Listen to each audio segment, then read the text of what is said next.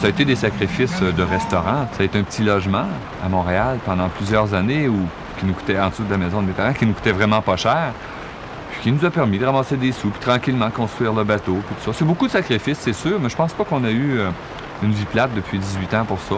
Il s'agit juste de savoir ce qu'on veut, puis de s'aligner là-dessus, puis à tous les jours. C'est à tous les jours y penser, puis mettre des sous de côté. Puis... Mardi 4 janvier 2000, 7h04 du matin. Nous sommes partis depuis 5h ce matin de Miami, direction Bahamas, l'île de Bimini.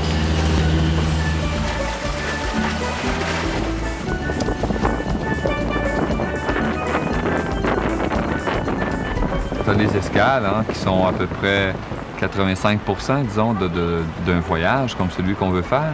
Et tu as aussi l'autre 15 % où tu navigues. Ce 15 %-là, tu as peut-être un 3-4 % où c'est de la navigation en haute mer. C'est des traversées. Ces traversées-là, il y a quelque chose d'extraordinaire parce que, il y a 300, il y a 400 ans, il y a 1000 ans, l'océan Atlantique-Pacifique en plein milieu était pareil. Il n'y a absolument rien de changé, les vagues sont identiques, le vent est pareil. Fait que ça, se retrouver dans un milieu comme ça où ça n'a pas été touché, parce que tu vas aller en Amazonie aujourd'hui puis tu vas trouver les traces de civilisation humaine. Là, il n'y en a pas. Ça c'est quelque chose d'intéressant. Retrouver aussi au niveau spirituel peut-être ce mouvement-là, puis quelque chose de plus relax dans une traversée. Moi, j'ai bien hâte de faire une traversée. Là. Le soleil va se coucher à l'horizon pour la première fois. Pour la première fois, Balthazar est en navigation en mer, où on ne voit pas de terre sur 360 degrés. Et pour la première fois, le soleil va se coucher à l'horizon et nous allons entamer une nuit de navigation. C'est une découverte intérieure autant qu'extérieure. Puis vraiment autant un que l'autre. C'est à la recherche de soi-même, aller au bout de soi-même, en même temps qu'aller explorer les gens, explorer le monde autour de nous.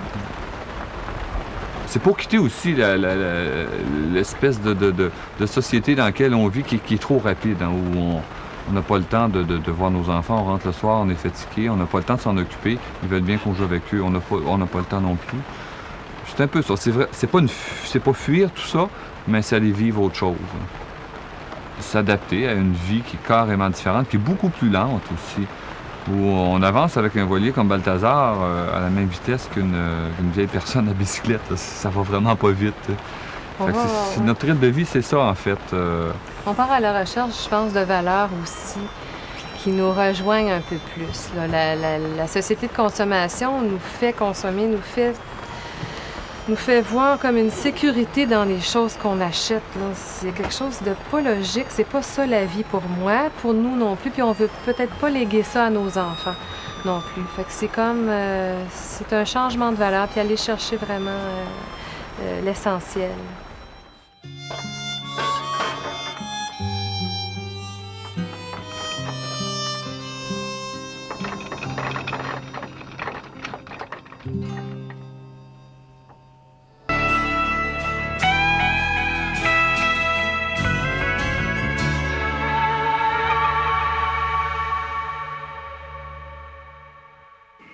Ça va bien, sauf que, comme prévu au départ, la route qu'on a fait, c'est une route contre les vents. Alors, on a fait beaucoup de moteurs, un peu de voile, mais c'est une route difficile. C'est pas une route paisible, quoi.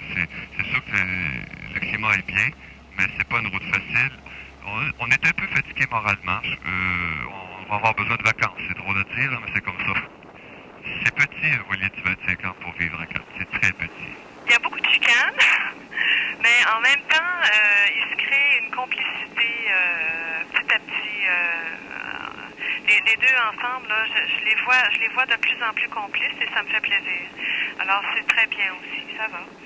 Pour l'école, ça va aussi. Ça va bien à l'école, mais c'est pas toujours facile. La plus grande, Chloé, elle se débrouille très très très bien. Joël, elle est plus joueuse un peu. Il faut être avec, puis l'aider beaucoup. On fait l'école normalement le matin. Ça représente normalement environ 2 heures par jour. Pour l'instant, le projet, c'est toujours de traverser Panama au printemps 2001 et de continuer vers la Polynésie, mais on a en tête aussi la Patagonie, on a en tête aussi l'Alaska. Ça va se préciser plus tard, mais le voyage continue dans cette direction-là, oui. Le rêve, c'est quelque chose de merveilleux.